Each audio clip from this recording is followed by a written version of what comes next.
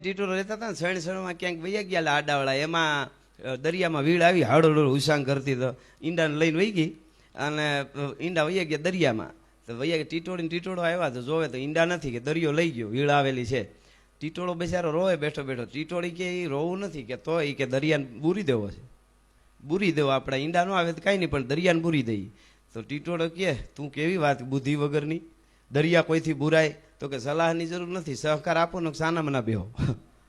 એટલે તરત જ ટીટોળી સાંસમાં પાણા લઈ લઈને દરિયામાં નાખવા માંડી. એટલે નાખવા માંડી. ટીટોળા એમ હાસી વાત છે, બેહું એના કરતાં મદદ તો કરું, અમે બુરાય નથી કાંઈ નહીં, પણ મને એમ તો થાય મેં મદદ કરી હતી. તેમાં સકલીનું ટોળું નીહર્યું કે હું કરો કે દરિયો બૂર દેવો, અમારે ઈંડા લઈ ગયો. તો કે એવું છે કે આ દરિયો બૂર દેવો કા કે શેન બુદ્ધિ વગરના બે, તો કે સલાહની જરૂર નથી, સહકાર આપો ને સાનું ના બેહો.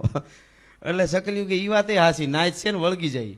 તો એ સકલિયું માંડ્યું કાંકરીયું લઈ લઈને દરિયામાં નાખવા. બગલા નીકળ્યા એની વાત, કાયબરું નીકળી એની વાત, પોપટ નીકળ્યા એની વાત.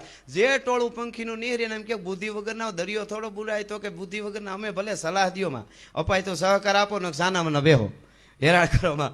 એટલે બધા વળગી પીડ્યા. એમાં એક દી બધા પંખી વળગ્યા, બહાટી કાંકરા દરિયામાં નાખે. એમાં એક દી ગરુડ પ્રમુખ નાયતનો કહેવાય ને વડીલ કહેવાય, ગરુડ નીકળ્યો કે નાયત હું ભેળી થઈ દરિયા કાંઠે, બધી નાયત ભેળી થઈ. એટલે ત્યાં ગરુડ ઉતર્યો કે શું હશે આ બધું, કે દરિયાને બૂરી દેવો. કે હું કામ બૂરી દેવો, તો કે અમારે ઈંડા લઈ ગયો ટીટોળી ના. કે તો કે છે ને આખી નાયત બુદ્ધિ વગરની. કે બધા ભેળા થઈને વળગ્યા. દરિયા કોઈ દી બુરાય તો પ્રમુખ હોય ભલે રહ્યા, નાયતના વડીલ હોય ભલે રહ્યા, દેવાય તો સહકાર આપો ને સાનામાં ન બેહો, બીજી રહેવા દો. એટલે એને એમ થયું એ વાતે હાસી, નાચ ભેગું જોડાઈ જવું જોઈએ. તો ગરુડે વળગી પીડ્યો, મોટી મોટી પાંખુમાં શીલાવું લઈ હળહળો હોસાંગ દરિયામાં નાખવા માંડ્યો.